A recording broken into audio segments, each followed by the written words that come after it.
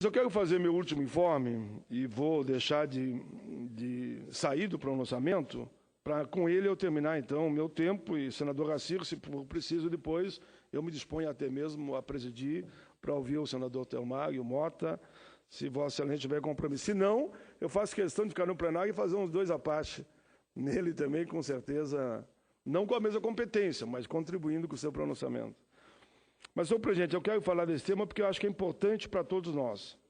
O Congresso Nacional encontra-se, uma vez mais, na iminência de ter que apreciar novo projeto de emenda constitucional, que visa alterar o sistema de pagamento de precatórios judiciais, assunto sobre o qual nós, parlamentares, já nos debruçamos por diversas vezes.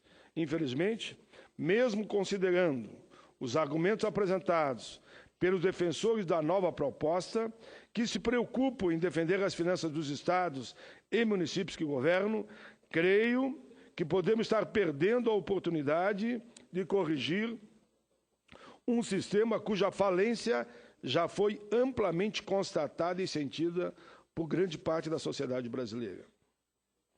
Já há algum tempo tenho me preocupado e procurado auxiliar, dentro do possível, a partir dessa casa, na equalização da situação dos precatórios judiciais no Brasil.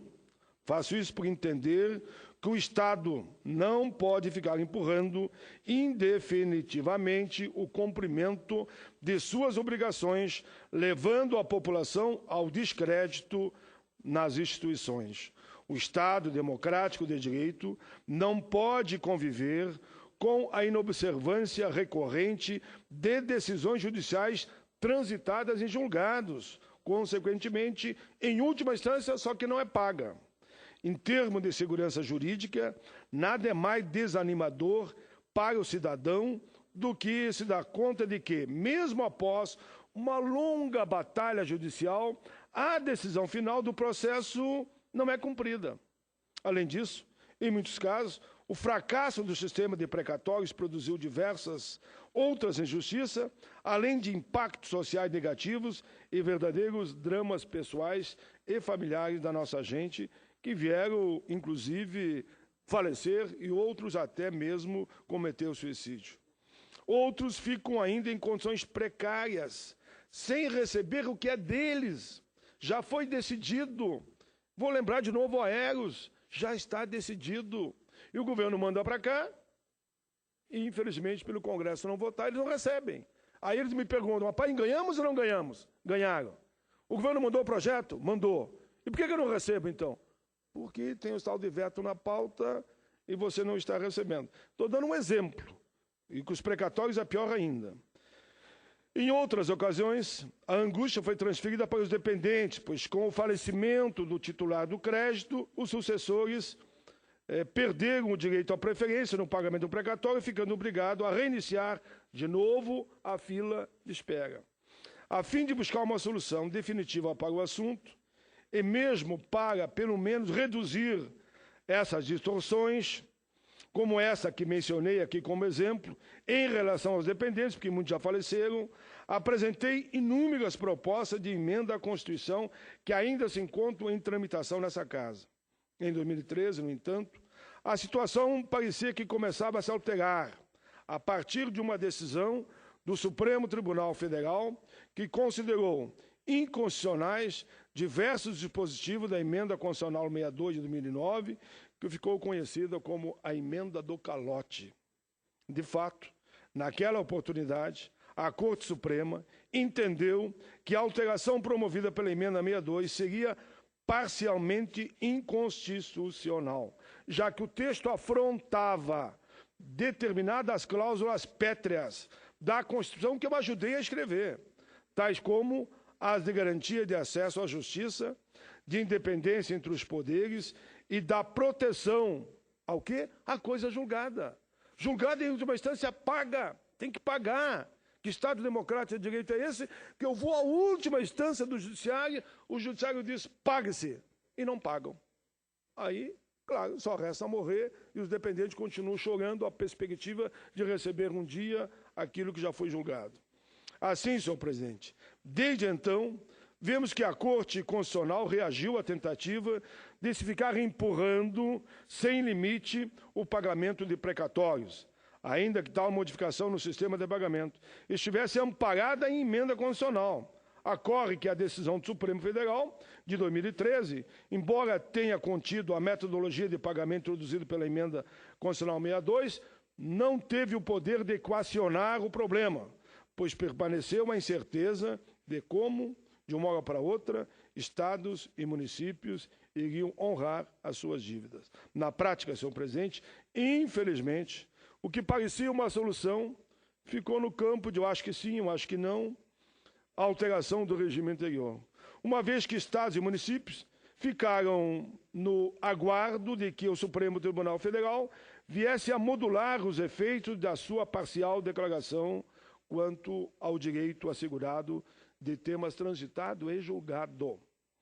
Então, em 25 de março deste ano, a Corte Suprema, ao concluir o julgamento que modulou os efeitos da decisão parcial da emenda 62, determinou que até 31 de dezembro de 2020, estados e municípios quitassem em parcelas de 1,60 avos do valor total todo o estoque de suas dívidas judiciais, incluindo os novos precatórios que fossem expedidos até o final desse prazo. Ou seja, a decisão do Supremo é no sentido de que, em dezembro de 2020, não haja mais estoque, iniciando a partir daí o cumprimento do que termina o artigo 100 da Constituição da República, que é o pagamento do precatório dentro do exercício financeiro seguinte, aquele em que tenha sido expedido. Apesar da sistemática imposta pela Suprema Corte não afetar a maioria dos estados e municípios brasileiros, a decisão desagrada aqueles que terão que comprometer nos próximos anos um volume maior de recursos para a quitação das dívidas que eles têm que pagar. Gostou ou não gostou, vai ter que pagar. Por essa razão, e com o apoio de parlamentares de diversas legendas, é que foi apresentado no início na Câmara dos Deputados a tramitação da proposta de emenda 74 de 2015, que, em resumo, diz o seguinte: letra A, adotar como limite de comprometimento da parcela de 1,60 avos a média dos últimos 5 anos imediatamente anteriores. B, permitir que a parcela que ultrapasse esse limite seja financiada por meio da realização de operação de crédito que estariam excepcionalmente incluídas nos limites globais do endividamento. C, autorizar o levantamento de depósitos tributários em favor do poder público no patamar de até 75%, D, admitir acordos com deságio de até 40%. A Ordem dos Advogados do Brasil, OAB, em nota técnica expedida em 28 de junho de 2015, critica a PEC 74, aponta que, ao concordar com a redução do comprometimento orçamentário mensal fixado pelo Supremo, o projeto, por outro lado, não estabeleceu nenhuma sanção em caso de o administrador não lançar mão dos recursos adicionais angariados pelo levantamento dos depósitos judiciais ou por financiamentos que extrapolem o limite global de endividamento para quitar as precatórias.